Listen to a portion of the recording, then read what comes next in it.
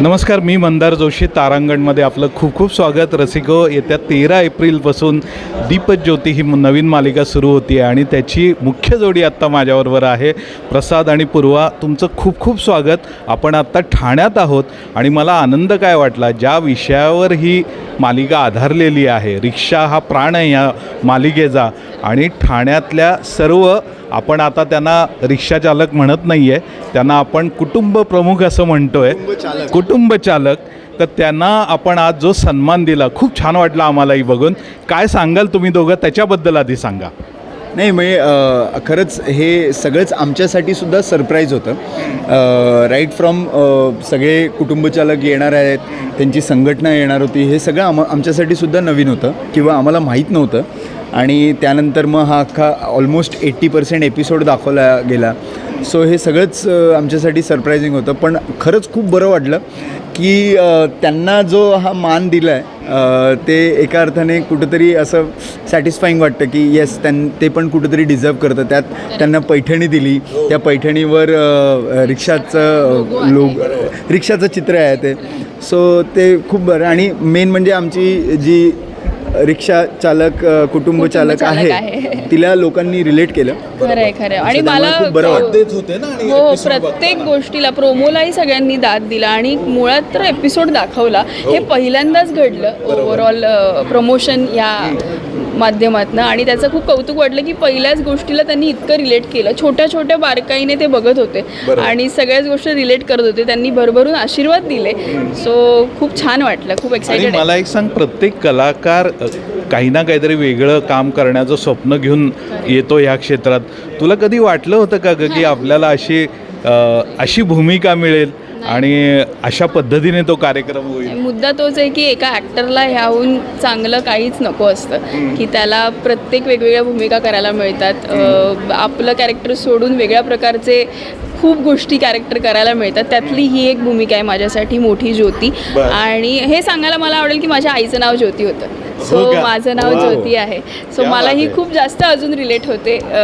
तर कौतुक वाटलं मला ह्या गोष्टीचं. आणि मला कधी वाटलं नव्हतं मला रिक्षा वगैरे चालवायला मिळेल, पण मला मिळाली आहे आणि मजा येते मला हे करायला. किती दिवसात शिकलेस रिक्षा? शिकले वगैरे, ज्या दिवशी शूट होतं त्याच दिवशी मी रिक्षा चालवली. मी तुम्हाला खरं सांगते, हे खोटंच वाटू शकतं पण मी खरं बसल्या सफाईने चालवली. हो, खूप तुम्हीही बसल्या बसल्या रिक्षा चालवू शकता. इतकी सोपी आहे रिक्षा. सो त्याचं टेन्शन नाही आहे, पण मजा आली रिक्षा चालवताना. मजा येते. आणि आता मला सांग, तुम्ही दोघं, प्रसाद, इतके हिट आहात दोघं, तुमचा मोठा फॅन फॉलोअर आहे. प्रत्येक कलाकाराला आपली कोस्टार कोण असावी असंही एक वाटत असतं. तर फर्स्ट रिॲक्शन काय होती? पूर्वा आपली कोस्टार असणार आहे आपल्याबरोबर. माझ्यासाठी तर पहिली रिॲक्शन होती की येस, मी एका खूप चांगल्या अभिनेत्रीसोबत काम करणार आहे. जेन्युइनली म्हणजे खूप कमी वेळा असं घडतं की यार अशी छान थिएटरवाली कोणीतरी आहे आणि जिने खूप चांगली कामं केलेली आहे. सो त्यामुळे ती एक मजा आहे.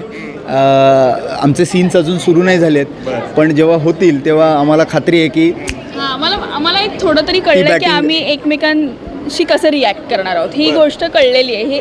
ही अनुभवातनंच येते किंवा एक्सपिरियन्सने येते. सो आम्हाला एकमेकांचा तो मुद्दा कळला की आपण कसे रिॲक्ट होणार आहोत, आपण काय करणार आहोत. तुला काय वाटलं मी आहे तुझ्यासोबत? ते विचारणार. मी वेळ न दवडता विचारतो. मुद्दा हाच येतो की जेव्हा जेव्हा असं होतं की अरे नवीन काही गोष्टी सुरू करायच्या, तर प्रसाद असताना मला हे डेफिनेटली वाटलं की ॲक्टर तर कमाल आहेच तो, कारण की त्याला माहिती आहेत काय गोष्टी करायच्या. तो तर माझ्या आधीपासून खूप काम करतो. मुद्दा हा आहे की जेव्हा आपण एकत्र येतो तेव्हा ते कसं नाविन्य नाही वाटलं पाहिजे. ते आम्ही खूप एकमेकांमध्ये जेल आहोत तसंच वाटलं पाहिजे आणि ते तसंच वाटतं प्रसाद बरोबर काम करताना. सो ही मोठी गोष्ट वाटते मला.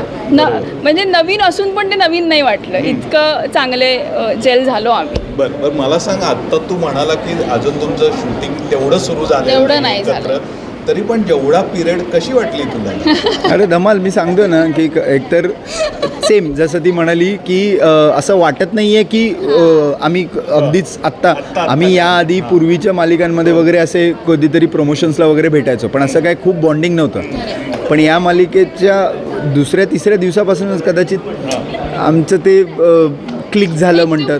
ब्रेक द आईस काय म्हणतात, झाली आहे वाईब जुळली आहे आमची आणि चांगलं एकदम वेगळाच सिनारिओ झाला आहे. बरोबर. सो ती गंमत येते काम करताना पण गोष्टी कळतात. आणि आत्ता आम्ही या प्रेस कॉन्फरन्सच्या निमित्ताने ज्या काही महिला आल्या आपल्या स्टेजवर आणि प्रत्येकीने त्यांची जी स्टोरी सांगितली ना ती मन हेलावणारी होती. म्हणजे तू तर आता ते पात्र जगतीयस, काय भावना होता तुमच्या मनात? कारण आपण हे क्षेत्र तेवढं जवळून आपल्याला माहिती नाही आहे त्यांचा संघर्ष. नाही खरं आहे, कौतुकच वाटलं त्या सगळ्यांचं. मुद्दा तोच होता की पाणी आलंच डोळ्यात माझ्या, कारण की मी ज्योती जशी तिच्यावर काहीतरी संकट आलं म्हणून कुठल्या तरी गोष्ट म्हणून दादाची रिक्षा चालवायला लागली, तसंच प्रत्येकीचं आयुष्य इथे आणि प्रत्येकीचं आयुष्य अजून खडतर आहे. मी तर एखादं कॅरेक्टर साकारते आहे पण त्यांचं आयुष्य खरंच खूप हालाकीचं आणि खूप कष्टाचं गेलं आहे आणि त्यांचं ते सगळं बघून आणि त्यांना इथे एवढा सन्मान मिळून मलाच खूप छान वाटलं आणि खूप कौतुक वाटलं त्यांचं.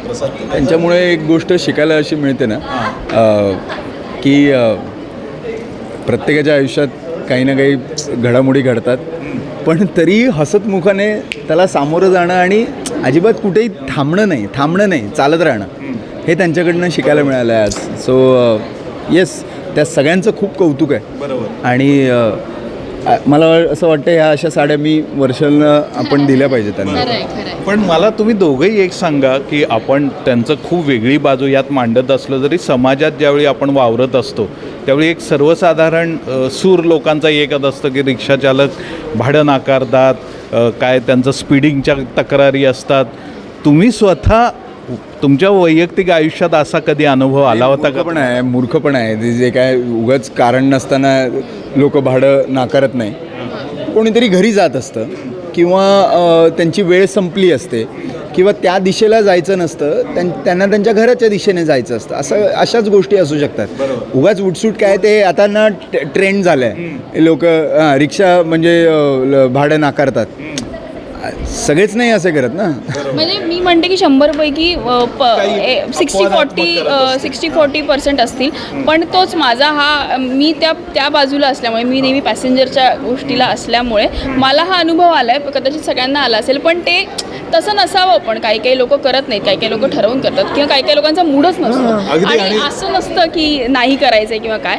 पण मुद्दा तोच आहे की माझा हा मुद्दा आहे की मला सगळ्यांना प्रवाशांना नीट घरी पोचवायचं आहे. आणि उपवासाने सर्वात पुण्यातल्या रिक्षावाल्यांबद्दल खूप बोललं जातं, काही झालं तरी त्यांच्यावरच ते लेबल लावलं जातं. त्याच्याबद्दलही तू काय सांगतो? तेच काही नाही, ते सगळं बोलायची कढी आणि बोलायचं भात झालेलं आहे, बाकी काही नाही. ते काय पुण्याचे रिक्षावाले असे पुण्याचे असं काही नाही हो. काय त्यांना काय कामधंदे करायचे नाही आहेत का? त्यांना पण पैसे कमवायचे आहेत, त्यांनाही आपलं घर चालवायचं आहे. ते सगळं व्यवस्थित त्याच्या ठिकाणी चालू आहे. पण मी एवढंच सांगतो आहे ना की कधी एखादं नाकारलं तर त्याच्या मागे काही ना काही कारण असेल, ते समजून घ्यावं बस, बाकी काय नाही. एक शेवटचाच प्रश्न विचारतो आणि थांबतो. अगदी कमी पिरियडमध्ये तुम्ही आता तुमची केमिस्ट्री जमली आहे, हिची आवडलेली एक नंबर गोष्ट कोणती? हिची आवडलेली एक नंबर गोष्ट प्रामाणिक आहे. खरं बोलते, जे काय आहे ते तोंडावर बोलते, ते मला आवडतं. ते नंतर पाठीमागून बोलणारे जे डोक्याला त्रास असतात सेम आहे प्रसाद, कारण की तो स्वतः पण तसा आहे, त्याच्यामुळे तो हे ऑब्झर्व करू शकतो. माझं कॉपी केलंयस यार. नाही कॉपी नाही, पण तो तसाच आहे. त्याच्या मनात जे येतं ते उत्स्फूर्त येतं आणि तो तिथल्या तिथे रिॲक्ट होतो. आपण तरी थोडा विचार करू की हे नाही बोललं पाहिजे आता, पण तो तेही बोलून टाकतो आणि त्याचा हा स्वभाव मला आवडतो. थोडा आपल्यात खेळखर वृत्ती असावी आपल्याकडे आणि त्याच्यात ती आहे आणि ती छान वाटते मला. बरोबर. पण असा कधी काही प्रसंग येणार आहे का की तू रिक्षा चालवशील आणि ही मागं बस? त्यासाठी बघत राहा दीप ज्योती बघायला 13 तारखेपासून रोज रात्री 8 वाजता. कुठे? झी मराठी. तर मला खरंच खूप छान वाटलं आणि आता सिरियल तर सुरू होतीये. आम्ही आता वरचेवर तुमच्या सेटवर येऊच, तेव्हा तुमचा प्रवास कसा पुढे जातोय ते आपल्या प्रेक्षकांपर्यंत पोचू. तुम्हाला खूप शुभेच्छा तारांगणतर्फे आणि वैयक्तिक माझ्यातर्फे. पुन्हा भेटू, पुन्हा बोलू. धन्यवाद. Thank you so much.